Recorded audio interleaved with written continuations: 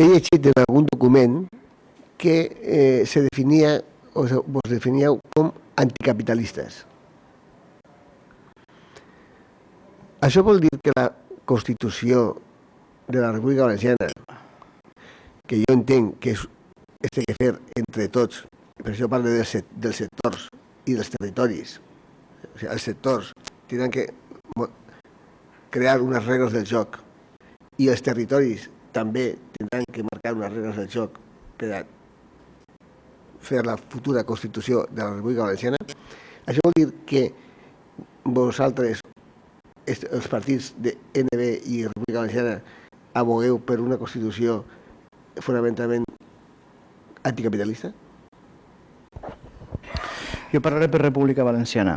República Valenciana es defineix ideològicament com un projecte liberal i anticapitalista. Es defineix com un projecte liberal perquè la seva aspiració se situa dins el que és la filosofia política clàssica de la llibertat de la persona. I anticapitalista en el sentit de que busca el que és la dignitat de la persona. Ja sé que definir-ho d'esta manera així col·loquial i immediata és fàcil, però a mi em sembla que aquest és un missatge universal i que arriba a tots els llocs. Què és el que nosaltres entenem com un projecte anticapitalista? Molt simple, lluitar contra l'explotació d'uns contra d'altres. Construir un món en el que cap persona hagi de demanar permís a cap altre per a viure. O sigui, construir un món de dignitat, o com dic jo en l'escrit un lloc de dignitat. En la redacció de la futura Constitució valenciana, què és una Constitució? Una Constitució no deixa de ser un pacte de convivència. Aleshores, nosaltres el que volem és que aquesta Constitució, igual com l'arquitectura político-territorial que hem parlat abans, sigui assumida pel màxim possible de persones del territori valencià. Hi ha que tindre en compte que nosaltres volem una república de tots i per a tots. Ara, ha d'hi haver un mínim comú denominador, que siga atendre a lo que són les necessitats bàsiques de la persona. Quines són les necessitats bàsiques de la persona? La sobirania alimentària, la sobirania mèdica o la sobirania de salut i la sobirania de l'habitatge. En determinats moviments que se'n diuen altermundistes, que l'únic que volen és un altre món, es parla molt d'aquest tipus de sobiranies. És que el sobiranisme no és només construir un país independent d'un estat més gran, és el sobiranisme de la llibertat de la persona. O sigui, la sobirania significa capacitat de decidir, o sigui, capacitat de decidir lliurement. Entonces, per a capacitar a les persones per a que siguin lliures, han d'hi haver un mínim. I aquest mínim és l'aliment, l'assistència mèdica i un lloc. Nosaltres volem que aquest mínim de dignitat i aquest mínim vital es reculla en aquesta Constitució. Evidentment, ha d'hi haver un sistema polític econòmic que servisca per a lo que és l'assignació de recursos. Això ja ho veurem en el seu moment. Però per a nosaltres el més important de tot, i ho dic així de clar, i ho dic públicament, és la dignitat de la persona. I si lluitar en favor de la dignitat de la persona és lluitar contra l'explotació d'una part de la població contra una altra, doncs som anti això. Si... Acabe breument la meva exposició. Jo soc d'aquells que creu que el capitalisme només ha existit sobre el paper, que en la pràctica, des del segle XVII, des d'aquesta forma que s'entén per capitalisme, que després passa a Anglaterra, el seu origen és en Holanda.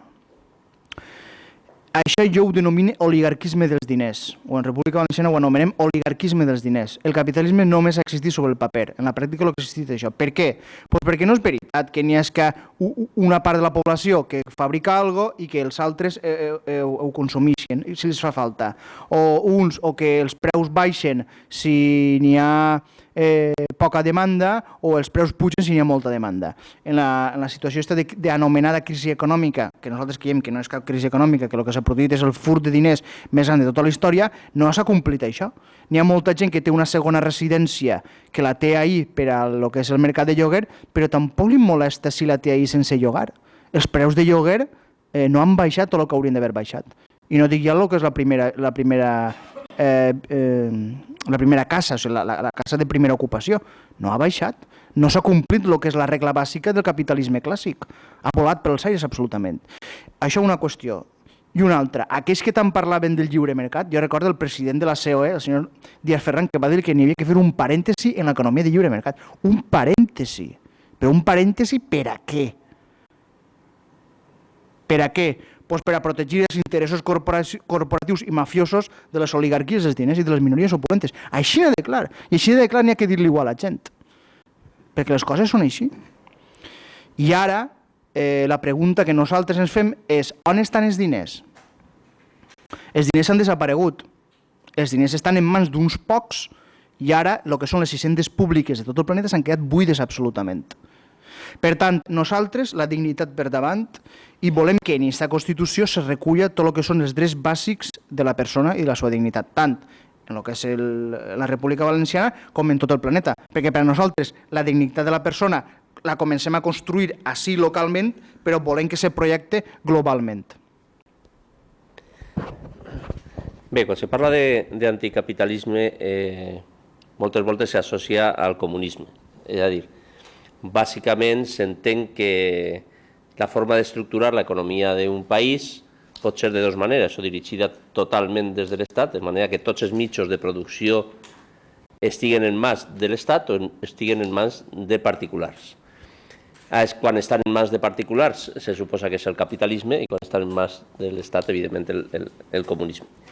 Des d'aquest punt de vista, NB mai ha sigut anticapitalista, és a dir, pensem que els mitjans de producció han d'estar en mans de particulars i tenen que regular-se en funció d'un mercat, evidentment, controlat.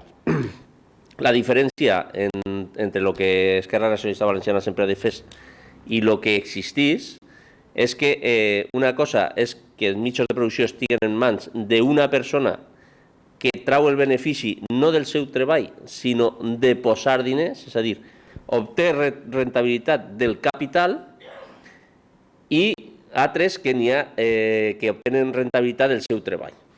Esquerra Nacionalista Valenciana sempre ha estat per un règim econòmic cooperativista, és a dir, que els mitjans de producció no estiguen en mans del capital, sinó dels treballadors que són propietaris d'aquests mitjans de producció. És a dir, el que no volem és que n'hi hagi gent, una gran part de la població, bueno, una part no, una gran part en el sentit és que és el que guanyen, són una minoria, que obtenen diners del diners i no del treball.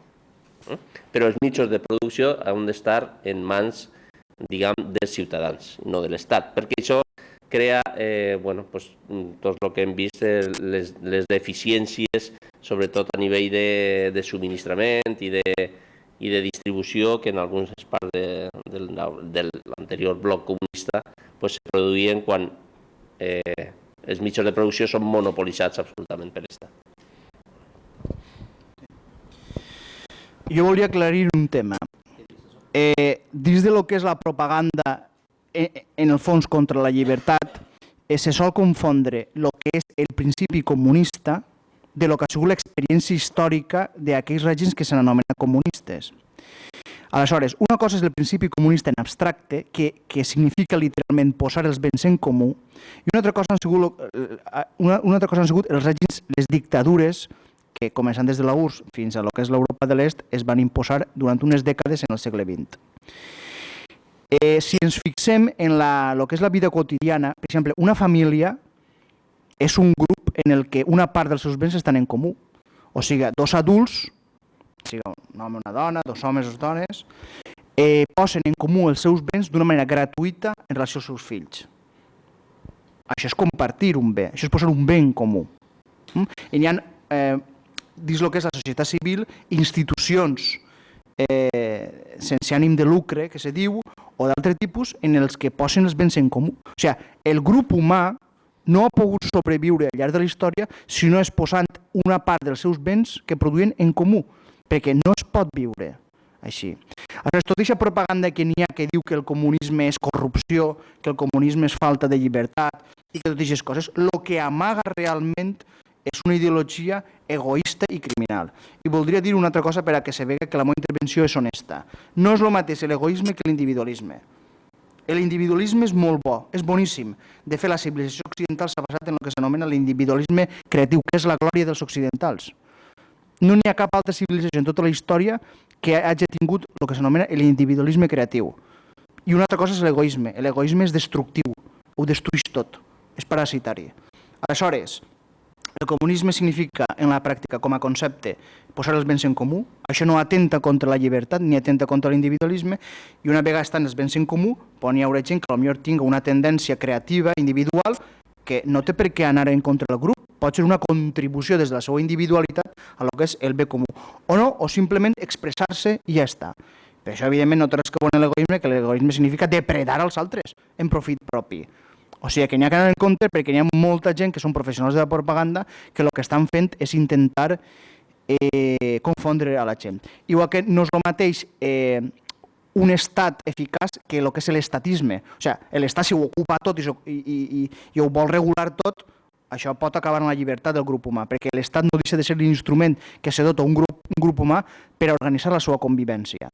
Totes aquestes qüestions, tots aquests conceptes que ara han entrat en crisi i que ara la gent està molt desorientada, n'hi ha que anar en compte. Nosaltres, per exemple, el nostre és un projecte profundament republicà, en el que se parla del principi de la responsabilitat i de la lliure voluntat de decisió a l'hora de construir una república valenciana. Aleshores, n'hi ha que veure que nosaltres, el nostre és un projecte, som conscients que és un equilibri i una tensió creativa entre el que és el principi de la responsabilitat, però és un principi de responsabilitat que té l'origen en la persona individual, però que pensa també en el que és el bé comú. I per tant no se pot prescindir ni de la responsabilitat individual ni de lo que és la part en comú, perquè si se deixa la part en comú, jo com a individu soc més dèbil. O sigui, jo soc més dèbil si estic en un bosc sol que si potser estic en companyia d'altres en els que ens podem ajudar uns als altres. Llavors el que hi ha que buscar és un equilibri. Ja sé que les paraules queden molt bé i tot, però bueno, hi ha que ser honests i nosaltres en aquest sentit ho tenim bastant clar. I el que estem fent en paral·lel a lo que és un projecte de comunicació pública també hem fet una tasca de reflexió teòrica. I en aquest sentit hem intentat i ens hem esforçat molt en buscar un equilibri entre una cosa i una altra. Però hi ha una sèrie de línies roges que nosaltres no estem dispostos a acceptar, com és el tema de la dignitat humana. O sigui, no podem acceptar que viure en un món on hi ha unes desigualtats socials i unes desigualtats de poder tan grans com les que n'hi ha. Això no es pot suportar.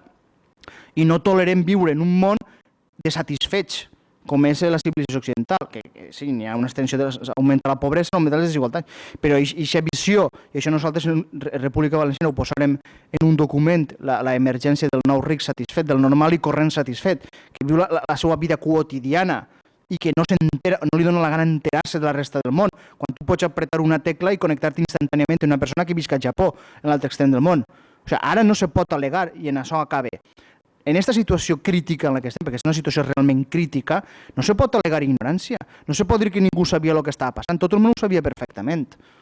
En altres èpoques, quan passava el que jo anomeno el síndrome de l'aldea medieval, en el que quan hi havia una tormenta el bestiar moria i la collita es feia malbé, tot el món se n'havia d'anar corregents a buscar pinyes o conills al bosc. Però és que ara no passa això, és que ara hi ha hagut un desenvolupament tecnoeconòmic que ha permès ser capaços de crear béns materials per alimentar l'equivalent a 5 planetes com l'actual, a 35.000 milions de persones. Què és el que passa? Que n'hi ha més de 1.000 milions de persones que passen fam i 3.600 milions de persones que viuen en la pobresa. Molt simple, perquè n'hi ha unes desigualtats de poder immenses. El nostre projecte el que intenta és lluitar i parar els peus a aquest sistema polític econòmic darrere el qual hi ha unes minories oligàrquiques, criminals i militaristes que ens estan duent a la catàstrofe.